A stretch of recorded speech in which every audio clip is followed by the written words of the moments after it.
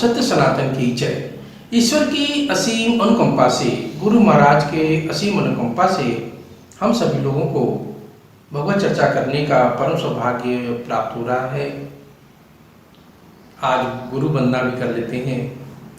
बंदो गुरु पद कंज, कृपा सिंधु नर रूप हरि, महामोहतम पुंज जासु वचन रविकर निकर।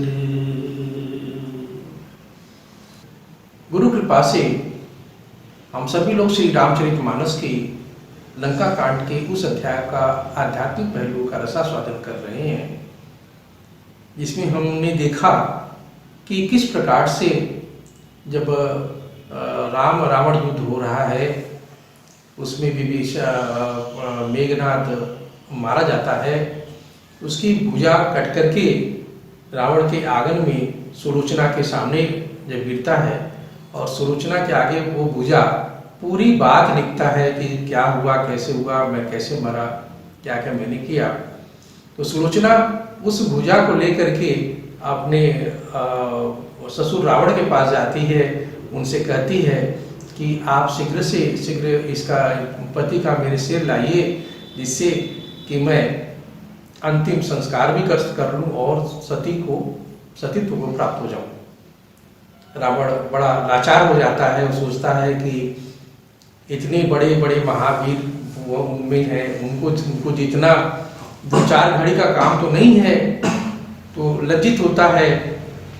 कि सुलोचना कहती है रावण से, क्या कहती है कि उसके पहले रावण एक बात कहता है तुलसीदास जी महाराज कहते हैं, छाड़ी सोच कुल बधू पतोहू, उन समान जन जान सिमोहू, पुत्री विलंब करहूँ घर घटचारी, देखहूँ मोरी भयंकर भारी।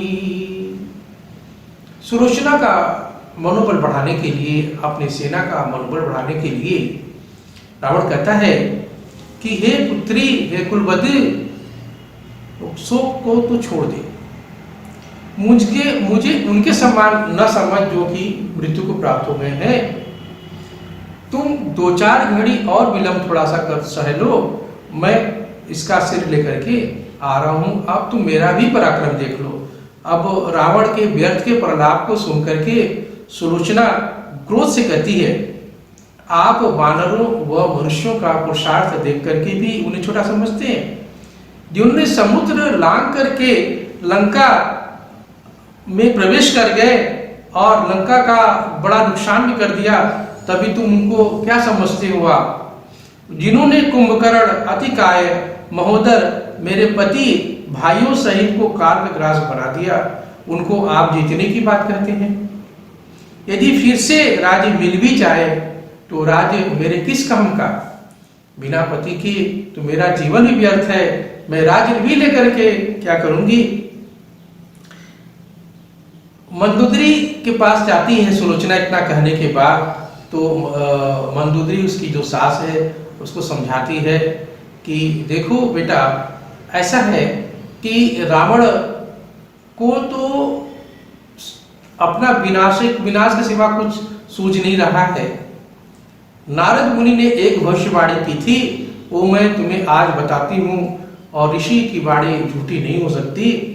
वो उन्होंने कहा था कि रावण जो है अपने बैर भाव से 10 कंदर जूझ जाए, 10 कंदर में रावण जो है जूझ जाएगा अपना विनाश करने के लिए, और प्राण जाने पर भी नीति नहीं समझ पाएगा। वो भाई की बुराई से लंका टूट जाएगी, सीता जी मुक्त हो जाएंगी और विभीषण एक कल्प तक राज्य करेंगे। अब हे पुत्री, अब बाद में एक निर्णय बता देती है, कहती है पुत्री, अब तुम इन सब चीजों को छोड़ो और छोड़ करके तुम सीधे पति के साथ परलोक जाने की व्यवस्था बनाओ। तुम शीघ्र प्रभु श्री राम के पास जाओ। वही तुम्हारा कल्याण इससे वक्त कर सकते हैं और संसार में तुम्हारा कोई कल्याण नहीं कर सकता। अब सासू के मुख से अपनी भलाई की बात सुन करके वह प्रभु श्री राम के पास जाती है। उसकी टोली के साथ कुछ लोग उसकी सुरक्षा के लिए भी जाते हैं।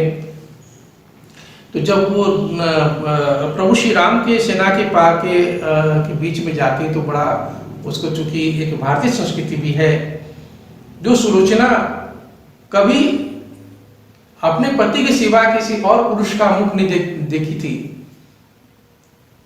अब आप बात समझने का भी प्रयास करिएगा, कितना सतीत्व, कितनी मर्यादित थी हमारी भारतीय नारियां। मेघनाथ की पत्नी सुलोचना जो है वो अपने पति के मुख के सिवा किसी पर पुरुष का दर्शन भी वो नहीं करती थी।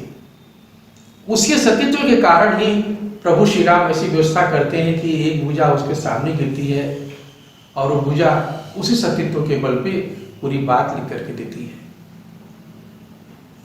अब जब वो सेना के बीच में पहुंचती है पालकी के साथ में, तो वो बहुत उसको संकोच होता है कि कैसे हम किसी से बात करें।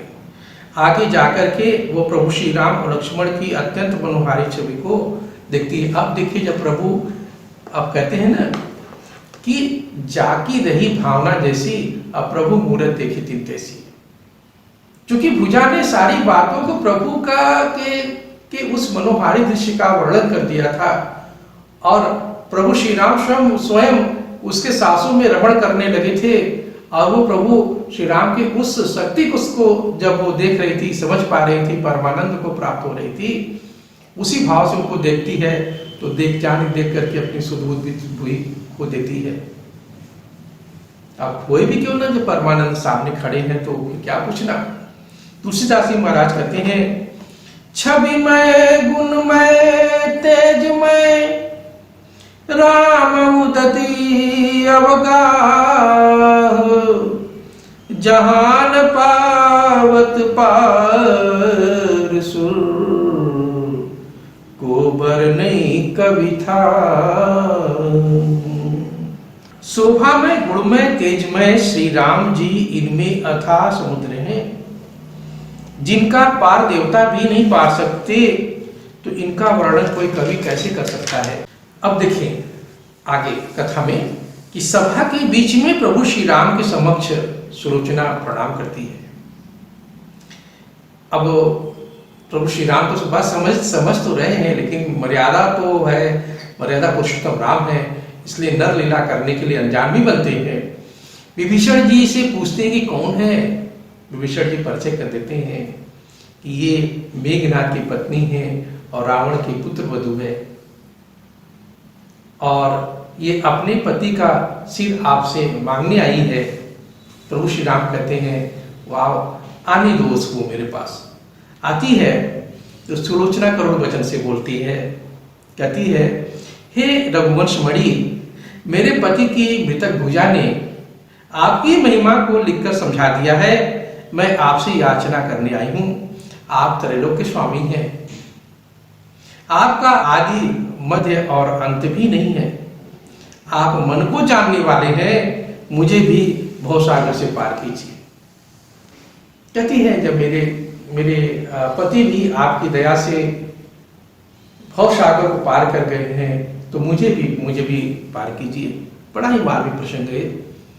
प्रभु श्री राम उसकी बातों से प्रसन्न होकर कहते हैं, तुम्हारे पति को अभी मैं जिला दे रहा हूं कि तुम्हारी इच्छा है कि पति तुम्हारे साथ हो जाए तो अभी मैं उनको जिंदा कर दे रहा हूं। तुम 100 कल्प तक लंका का राज्य भोगो। आगे सुलोचना कहती है, मैंने आपकी करुणा में रूप का दर्शन कर लिया है, अब जीवन का कोई लाभ नहीं है। इस प्रकार के जीवन से तो मृत्यु ही अच्छा है। ऐसा सुनकर प्रभु मेघनाथ का सिर मंगवाते हैं। उसे पाकर सुलोचना अपने को बड़ा कृतार्थ समझती है।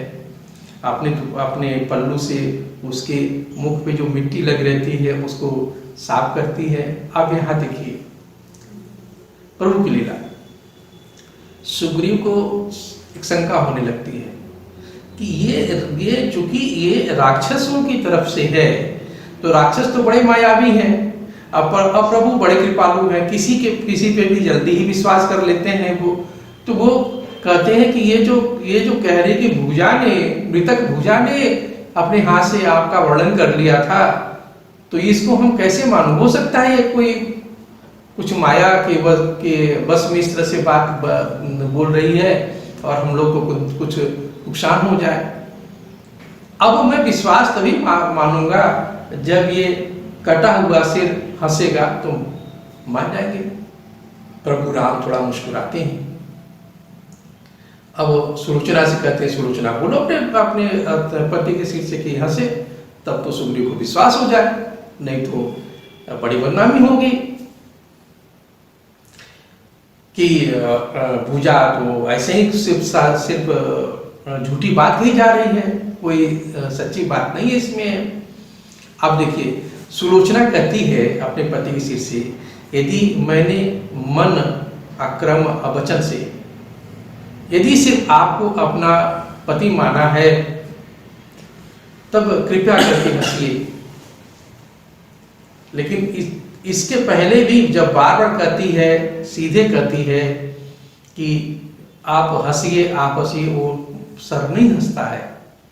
लेकिन जब इस तरह से अपनी बात करती है, अपने सतीत्व का प्रयोग करती है कि मैंने किसी पर यदि पराय पुरुष का मुख नहीं देखा, सिर्फ आपके चरणों की सेवा की है, आपके ही मन क्रम वचन से आपको अपना पति माना। देखिए कितना सुंदर हमारी भारतीय संस्कृति में ऐसा परिदृश्य देखने को मिलता है। तब अब उसी समय मेघनाद का कटा हुआ सिर हंसता है और इतना जोर से हंसता है, ठठा करके इतना जोर से हंसता है, गर्जना करता है, जैसे लगता है कहीं बादल फट गया है। और उसके बाद वो शांत हो जाता है। अब वो सुग्रीव कहते हैं, पूछते हैं फिर प्रभु से कि प्रभु अच्छा ठीक है, ये हंस तो दिया, लेकिन हंसा क्यों? तो प्रभु कहते हैं कि देखो ऐसा सुग्रीव, तुमने सारा सब ने तुमने देखा, उसने सब कुछ प्रभु की ही बात की, अपने को तो नहीं कहते कि मैं स्वयं प्रभु हूँ। उसने सब परमानंद की बात की, सब प्रभु की बात की, और ये भी बताया कि उनकी कृपा से भुजा ने लिखा, तुम्हें विश्वास नहीं हुआ तो तुम्हारी इसी शंका के चलते वो सिर हंसने लगा था, हंसा था। अब सुलोचना प्रभु सहित सबको प्रणाम करती है, उसको सिर मिल जाता है, प्रणाम करती है। प्रणाम करने के बाद विभीषण जी से कहती है कि आपको बहुत बहुत चरण वंदना, आपको बहुत बहुत प्रणाम है, आप पुलस्त मुनि के कुल दीपक हैं, प्रभु के चरणों में हैं। अब ज्ञान होने पर सारी बात समझ में आ गई है। विभीषण जी भी अब देखिए कुछ भी है तो वो पुत्र वधू थी ना, बेटी की तरह थी, तो विभीषण जी मोहग्रस्त हो जाते हैं, रोने लगते हैं वहीं पे, और रावण की शत्रुता भी वो भूल जाते हैं। लेकिन सुलोचना समझाती है कि आप कृपया करके प्रभु को छोड़ करके अब इधर मत आइएगा, आप मेरे पीछे मत आइए, जो मेरा होना है वो तो हो ही चुका है। फिर वो क्या करती है कि पालकी में बैठती है। अब देखिए जहां पर नदी समुद्र में जाके मिलती है वहीं पे अपने कहती है कि यहाँ मेरा चीता सजाओ। उस समय रावण भी पहुंच जाता है, और रावण की आज्ञा से वो चंदन की लकड़ी का चीता बनाई जाती है, और अपने पति का शव लेकर के सुलोचना उस पर बैठती है। आप देखें जब उसमें आग लगती है तो उसके सतीत्व के प्रभाव से इतनी ऊंची ऊंची लपटें उठती हैं, जैसे लगता है कि पूरा आकाश को ही वो छू लेगा। और यहाँ देखिए जब सुलोचना का शरीर जब जलने लगता है मेघनाद के साथ में, तो उसका सतीत्व का तेज पुंज प्रभु श्री राम के पास चला जाता है, और वो भी वैकुंठ धाम को प्राप्त हो जाती है। ऐसी प्रभु की कृपा है। आगे का परिदृश्य क्या उपस्थित होता है अगले एपिसोड में आपको बताऊंगा। एक छोटा सा भजन। कई जन्मों से बुला रही हूँ, को कोई तो रिश्ता जरूर होगा, नजरों से नजरें मिला न पाए, मेरी नजर का कसूर होगा। तुम ही तो मेरी आत्मा हो, तुम ही तो मेरे परमात्मा हो, तुम ही तो मेरी आत्मा हो, तुम ही तो मेरे परमात्मा हो। मुझी में रह के मुझी से पर्दा, ये पर्दा उठाना जरूर होगा। कई जन्मों से बुला रही हूँ। जय श्री राम।